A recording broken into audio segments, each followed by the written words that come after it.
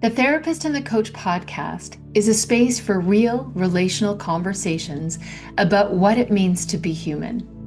In a world obsessed with fixing, achieving, and self help, we invite you to pause, lean in, and discover the wisdom already inside. Together, we explore how healing, growth, and transformation can happen not in isolation, but in connection. Through open hearted dialogue, we challenge the myth of self regulation and self improvement, offering instead co regulation, psychological safety, and the power of being seen.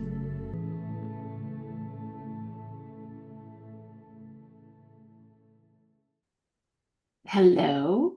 Again, I saw, Hello I, again. how are you? I'm well, thank you. This is us moving into episode, is it 19 or 20? Is it? I think it's episode 20 Wow. today. Now I Wow, may be this wrong. is celebration times. Uh, Not that we need anything for celebrate. We can celebrate without the need to have a topic, but yeah, it's a milestone. it is a milestone if it is 20. If it is well, it is. Attention to detail, not really my jam, but um, Let's say there that it is. there is one detail that I would like to just start off with, and that is you and I, in our pre-talk here, before we started recording, we talked about really bringing what we've been talking about these last three or four podcasts, wrapping up this idea of imposter syndrome and individuation, maybe tying those back together and just bringing completion to that. Because to your point, we often get talking about something and then it stream of consciousness takes over and we end up talking about something else and we don't really bring something to completion. But it seems important that we do that here. So that'll be where we jump in and with the intention for this podcast today. And I don't know if our listeners have noticed, but we're doing our best to keep it to 30 minutes. Sometimes we edge over that, but really trying to keep it to 30 minutes to keep that listening easy and potent and also make it accessible to folks. The other thing, just in getting started, is I want to remind people who are listening that you are welcome to join us. Anybody can jump in on these conversations, join the conversation.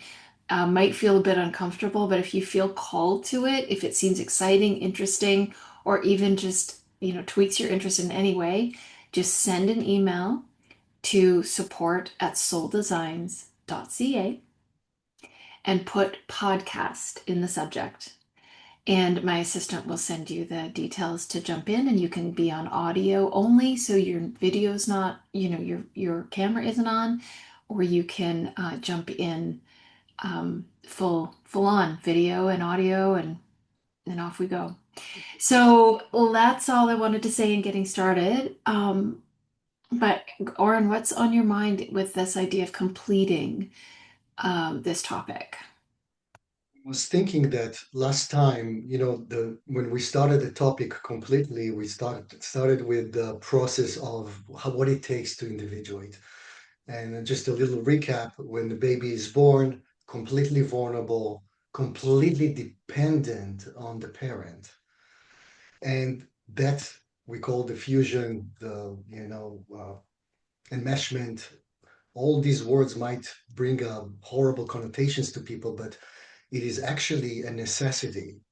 In order to grow from something, it needs to be something. And what needs to be is the total dependency of the infant, the toddler, the kid, of their caregivers. And you mentioned it in a few episodes, it doesn't have to be the parent, whatever that caregiver that is. We know even that humans were raised by animals in that and got a lot of emotion support from them.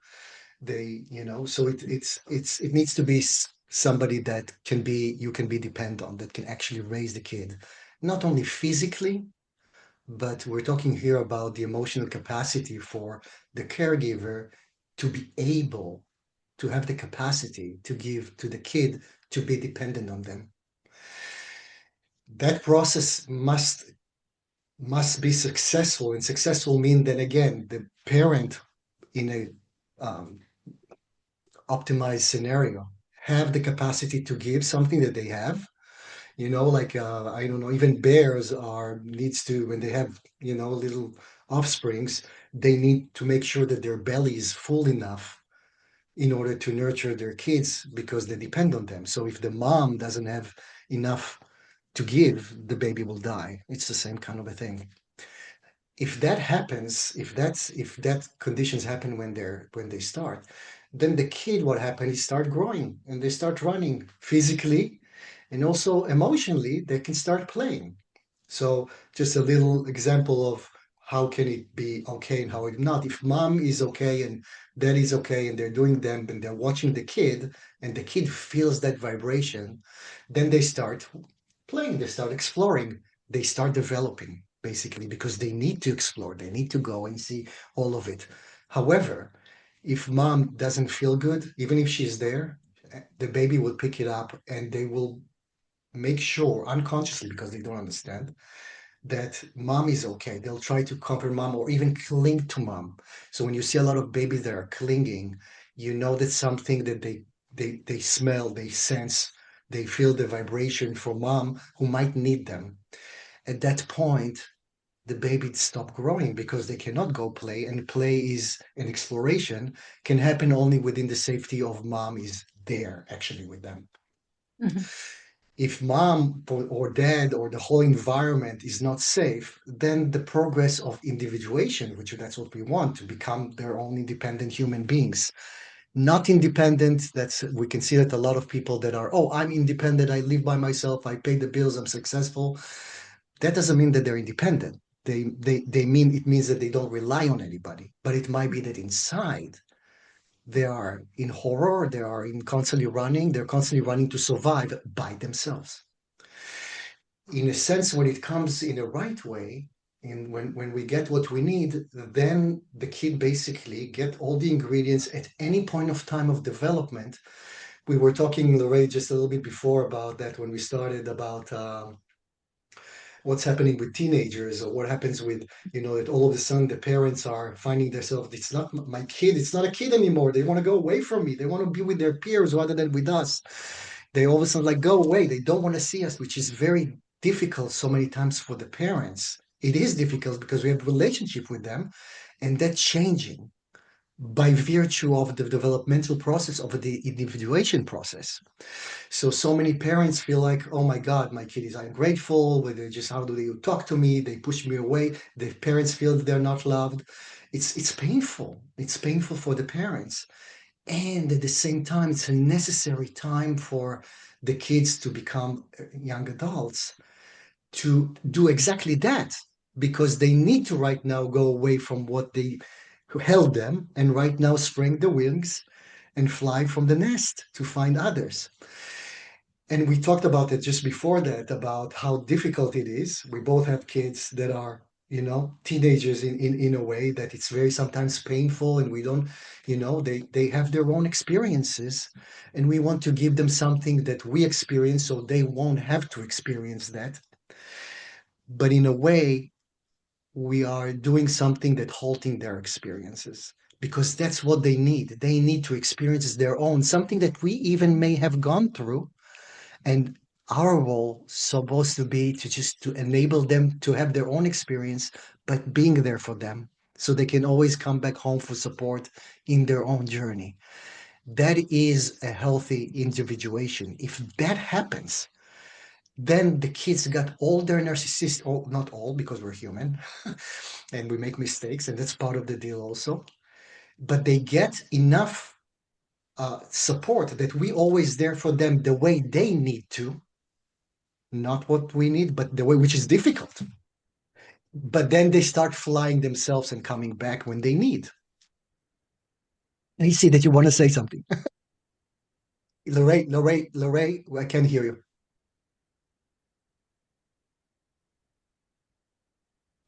Okay, you should be able to hear me now. Yeah, Sorry you about wanted you wanted to say something. I did. I wanted to say something, and I don't want to interrupt your recap here because it's really important. But we were also talking about, and I think it's important because of the adult experience. So you're talking about the individuation from the child perspective, but we were talking as parents about how Yes. difficult it is to allow our children to individuate in the way that they need to. Some might need to not have any contact. But like you said, but come back when they need to. They fly away from the nest. So those words are easy to say, but on the parental experience, it can be difficult to regulate oneself when, yeah, and where, so I think I wanted to say that just to honor those parents who are struggling at this age when their children are shutting the door on them, or their children are not available, or they don't join in with family activities the way they used to, or they're off doing things and not coming home, or as long as they're safe, I guess, that's important. Yes. But the role of a parent at that level of individuation is, you said it really beautifully, just to be there when they return, because it's in the returning that the bond strengthens and supports their need to express themselves and find themselves in the world without their parents, while still being able to come home when they need to. And that journey can take years, I think, but I just wanted to acknowledge the difficulty because I'm going through it, you're going through it, and so it's easy to say those words, to be there, but it's also important to recognize that we need to regulate ourselves as parents to Yes. allow them to have their experience and allow ourselves to have ours, because we're going to feel the grief or the loss or the loneliness or like everything that comes with them leaving the nest. That was my interruption. Very well But I said. didn't Thank you. want to take your recap. No, no, it was so important. Thank you for saying that. I think you're absolutely right. And I wanted to add to that. Thank you for saying that, and it was beautifully said. When we are, it's not only to wait for them when they're there. It's basically nothing has changed. The love, if we are as parents Mhm. or any kind of role of caregiver or even a CEO with an employee or whatever the situation is that if the connection really there, not then again, two individuals connecting and the kid becomes that at that point, we want to allow them to become whole. And the love is always there, whatever happens, whether they're with us or without us. And that's true to friends. I, for example, not a guy that would call my friends any 2 seconds, every couple of weeks, month, sometimes. The same thing with families. We're not talking that often. When we do talk, it's like there is no like, why didn't you call me? Why didn't you that? There is no offense. There is no any expectations of how it should be or shouldn't be because there's such a strong love that when we want, we talk. When we don't want, we don't talk. But it's not about a conditions that of that because that becomes dependency and control.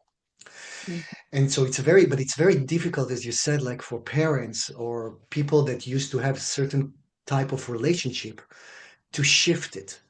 And when kids are growing, in order to allow them to grow rather than keep them very young inside but older in age, they never grow. They grow in age, we cannot stop that. But inside, they basically will keep them little by our might be expectations of how they should be. We keep them maybe sometimes very little. So, and they might push us away.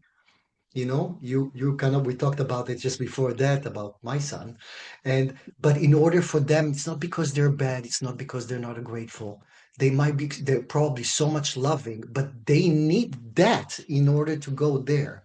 They Mhm. need to split off inside, and we hopefully can keep that together as Mhm. parents. Hopefully. Now, the parents themselves, as we know, if we didn't go through our own journey and heal that, won't be able to hold that space because we will split off inside and think, oh my God, they're ungrateful, all I did for you. And we depend on them to be with us the way we expected. Mm. And I just need to insert a coaching perspective because you said we won't be able to, which is very definite. And I agree. And I have to yes and that. Um, the it a coaching perspective is it may be more difficult. One might need to be more aware and cognizant of their own needs to self-regulate and Yeah, self-care yeah. needs to raise. It's not that it can't hope to happen. It's that it'll be more difficult and or I may not know what I'm doing when Yes. I'm, you know. You're talking about something very important, and thank you for saying that because you say first of all we need to be aware of that, Yes, and you're so right. Yeah, which is why we're and talking about this. exactly, exactly. We're talking about that because so people sometimes don't know that that's also what they're doing. They think they're very caring, and they are. They worried. What about this? What's going to happen? It's a being a parent. We're parents, and at the same time, we're not aware sometimes that our fear, which is understandable. I'm not criticizing that. I'm in Yeah, it too. It's yeah, not yeah. fun I so hear many you. We're times. living it. It's yeah, yeah. It's not fun so many times, and it's sad so many times. It's lonely. You feel a loss. You feel that.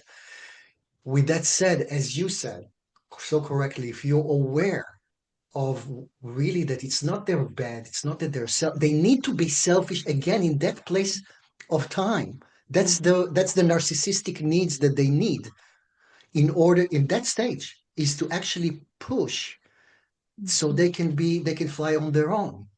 And if we are, worried about that, we're basically chaining them Well, unconsciously. they'll start if just like a baby, you said, a baby will sense that the needs of the parent and try to meet those needs to as a way of survival.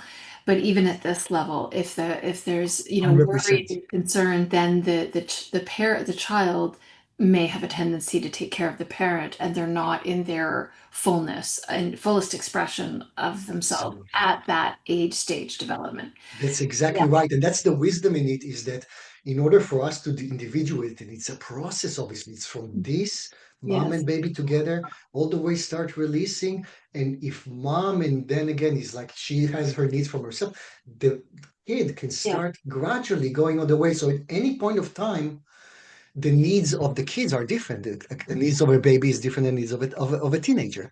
Yeah. But if we are aware of that, it's actually a normal developmental stage to let them go. And I know it's hard. So we are the parents, the managers, the friends. We need to keep that for that, that we are okay with that because we understand that it's a necessary thing and we need to take care of ourselves in different way, not holding on to our kids.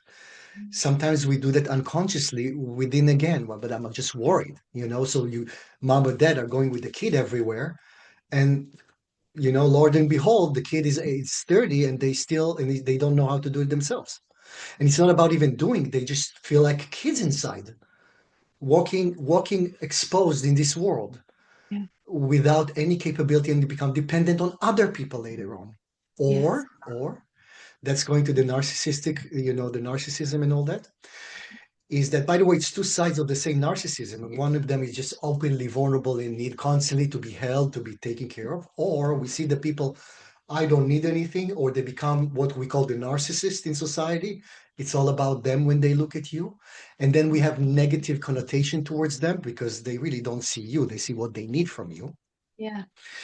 And we don't have so many times empathy to those people because we think they're very selfish.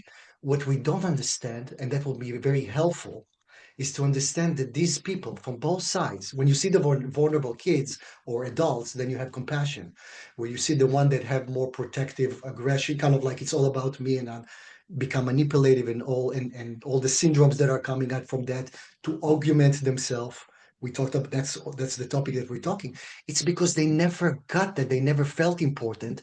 So now then when they are adults, that wounds that's something natural that they did not have is still there. And it needs to be about them because it was never about them. And they perpetuate the situation and then they don't have good relationships because they don't have any capability of seeing others.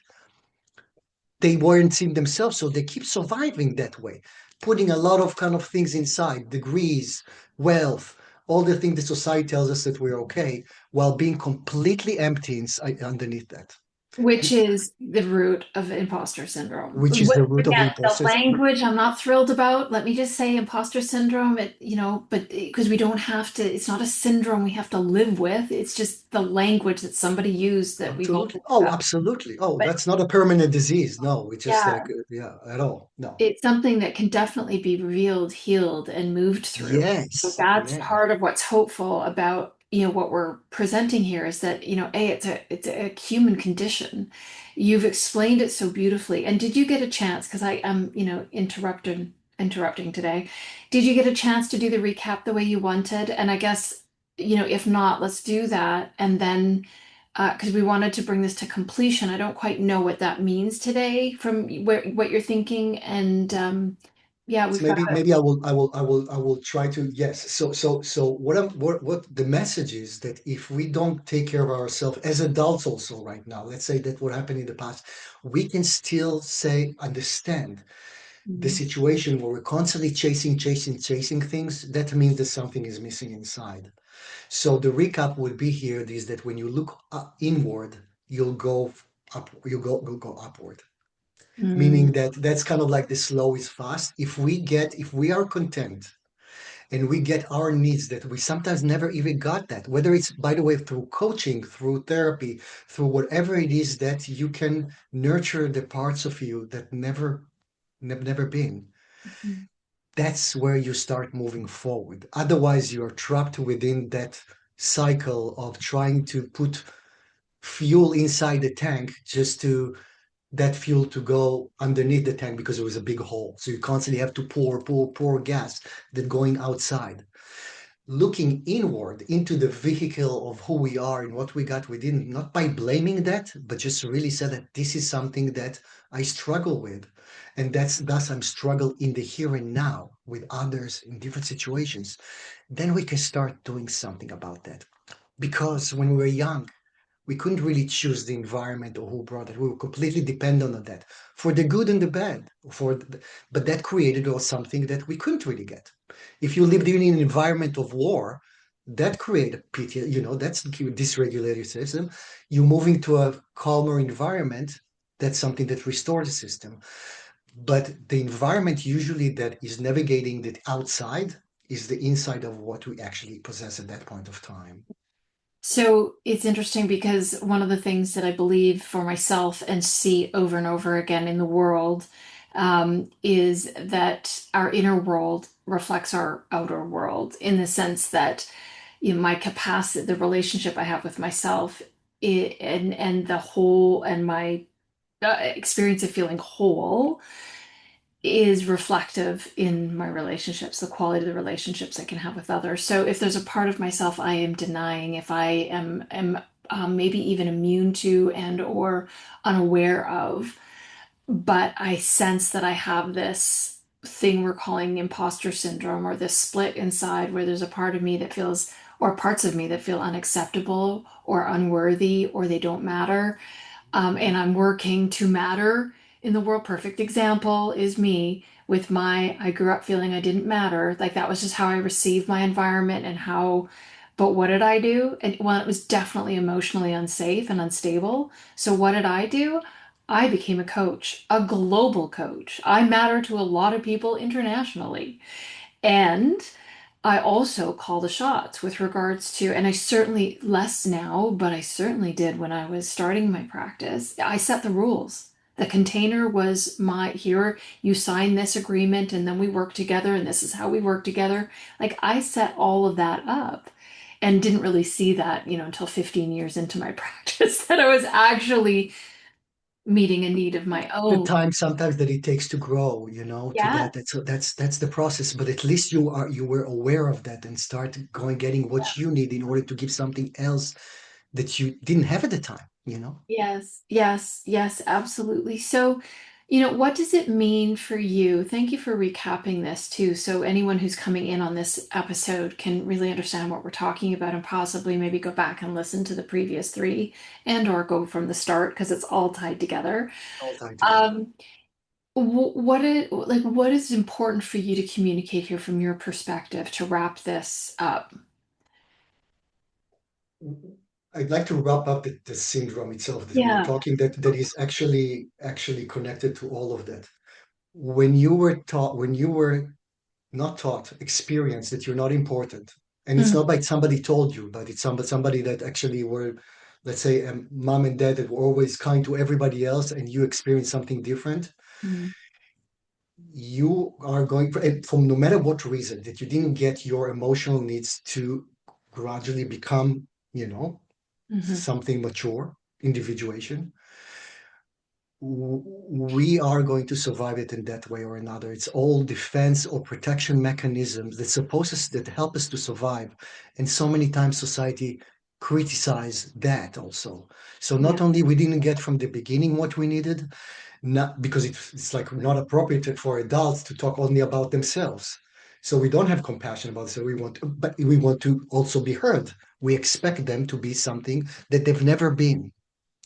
So when we are actually are falling into like let's say lying about ourselves or augmenting ourselves or saying things that say, oh my God, he or she are liars. Well, maybe we can take a little bit different approach and say, not pity, but understanding that this person needs to do that because it was never about them. And if we come from compassion to them, because the crime was that they didn't get from the beginning what they needed, they got shamed, they got to feel broken, that they're worthless. So, of course, what a person would do at that point of time, that they actually, doesn't matter, by the way, what kind of degrees or credential they have. I was remembering like being somebody that was other people looked at in terms of also physical appearance, but I felt inside that I'm ugly. I felt that I'm stupid, even though all the tests shows very different story. I felt inside that way because of my experience, my early time experiences. And if I didn't get that experience, no matter what is outside, because it will never heal that place, how much money I have, how many clothes, or how many people look at me, because they're not looking at me, they look at my body. Mm. And that's what I would might trust rather than actually somebody sees me inside. What if I wasn't actually handsome? And that tricks us to get more of what we trust, that we're broken, we're useless, and that's how we feel. And people buy it and then criticize us also for that. So my message here is just to be more compassion to all of us who need sometimes to survive that way, rather than say, oh my God, he's a horrible, sick human being. We all survive in that way or another with things that we just know how to survive because we never really got to feel that we're actually loved, really loved, no matter what it is. Beautiful, not beautiful, hair grooms, successful or not successful, nothing to do with that. Mm. Love that we feel inside loved.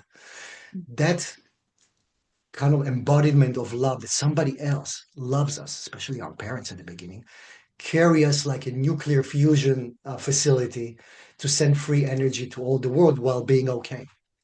So I'm just wanted to ask people or want to invite people to be kind to themselves and to others Mm. when we just need to survive so many times, even if it comes in a way that not what we expect, but we might see what's underneath that. There is a person that is trying to say, I'm here. I'm here. Mm. Mhm. Thank you. Thank you. Thank you. And uh, I appreciate you bringing that to completion and bringing it to a close the way you have, because part of our intention of talking about this was to bring a sense of normalcy to it as the human experience, because it's such a place of shame and isolation. And it's also Yes. why we started inviting people to join us in the podcast, Yes. because just talking about this stuff, because I mean, look at the stuff that comes up between you and I just when we're talking about it, it's like, oh yeah, I remember. Yeah, that's, I didn't see what was motivating me to build this international or global coaching practice, but whoa, the need to matter was pretty intense. But I found a way to do that and not meet Right. my needs through my clients. Their journey is separate, but the actual setting up of my business and the way. So it's also, these parts of ourselves, our adaptations are often, they're part of us. So I want people to be able to love both the adaptational self that got figured out how to get needs met, Mm. but also the part of ourselves that we feel are unacceptable, that we're shamed, that weren't um, appropriate or lovable or useful or any, if Exist in the world even. start a journey towards that, like you said earlier, whether it's a therapist, whether it's a coach, whether it's a counselor, whatever feels like the place to start, or the relationship that feels like it would meet you where you are, go there. It can be scary, it can be intimidating, it's definitely stepping into the unknown. And And so it stops a lot of people from making that connection. So I encourage people to bridge that gap in some form and follow your intuition, your sense, or your even idea of what's going to meet you where you are and give you the most sense of ease and sense of connection. Oh, But it's yeah. also, we're talking about the healing power of relationship Hmm. and that everything we seek is not outside ourselves. It is No. within us in the quality of Yes. relationship that we have, Yes. which you're inviting people to be kind, have compassion for self, and then we have more to give others. We can extend that outward. Amen. Yeah, beautiful, beautiful. Amen. And Amen. as we close, we've got one more minute here, and I'm raising four chicks for the first time, and I've been learning a lot about them. And you started talking about other, species and attachment.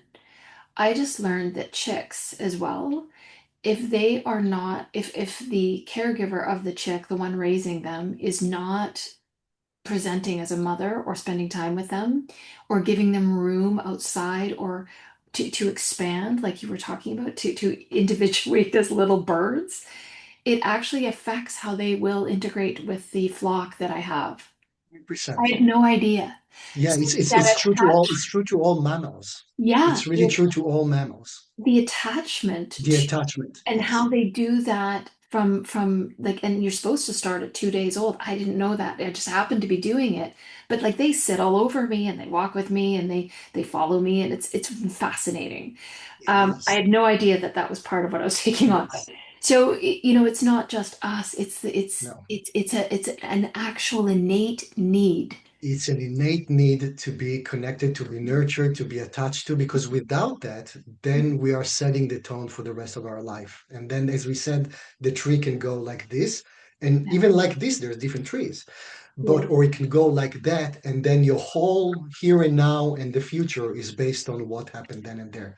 And as you usually say, and I want to just say about that, it is something that is moldable at any age. Yeah. So at babies, at kids, we couldn't really choose our environment or who to connect with, but now we can. So Mhm. if you find yourself trapped in the same environment that brings you the same thing and you feel the same way, you're just chasing the same, you're just running the wheel, that's a time maybe to stop and think and think, am I looking for the connection that I really get, that I really need, or what I was told that I need? Yeah. That's a really good point. So what you're leaving people with is actually a really important skill to develop, and I call it the potent pause or the purposeful pause. And when I feel myself reaching, when I feel myself grappling or clinging, or that is actually the first red flag. I might not even know what's going on, but if I feel that energy in me and whether it's with my kids or whether it's my attachment to a certain outcome or what, like if I'm leaning in too much or clinging, for me, it's a very visceral reaction just to take a breath and take Exactly, the kindness exactly, pause, the purposeful pause, like whatever P alliteration you want to add. It's a exactly. It's just to sometimes stop. It's huge, just sometimes just to stop and be mindful of what's happening right now. Because unless you're just shuffled inside, you can yeah. never really know even that. That's often where we're perpetuating these things that we're not even aware of. So Exactly, notice one's red flags, I guess, is something that we can, or exactly, like red flag is very dramatic, but notice that or start to observe or learn about yourself in that way is a wonderful place to start too. exactly, exactly. Okay. Well, wow. So would you say that you feel complete in what you've shared and the message Well, that it's a topic that we can talk about in 150 episodes, but I think it's time for us to we will touch that. I because it's all really interconnected to that early time in what we the whole individuation process, so many other things that I'm sure that we will come back to that in different ways. But I think that right now about the syndrome that we can wrap it up for that. It will come back to us in different angles that I know. well, and we've talked about it in almost every single episode. We just really Yeah, focus yeah, on these yes, last yes, few yes. times. Okay, well, beautiful. Thank you so much. And I have a thought for our next podcast, and it's around needs versus values. And that because you brought up this idea of needs driving us as a result Mhm. of the nature, nurture, or the environment that we were raised in. Not that it was wrong or right, it's just our experience of it translates to, nobody's, all their needs are going to be met. Mhm. But you've also mentioned and given a lot of hope in this podcast, saying that this can be, we can meet our own needs. There are ways Absolutely. to, Absolutely. in as adults, give ourselves agency. We don't have to spin in these cycles and relive these patterns and keep recreating the pain Hmm. cycle that we actually Hmm. are trying to get out of by doing We no. have way more power. We're adults. We're just Yeah. not babies. So we have, even if we're babies inside, we are actually also have an adult part to go and seek something that when we were babies, we just simply couldn't. Yeah, beautiful, beautiful. Because part of coaching too is giving resources, and there is a needs and values assessment that I would love to offer to.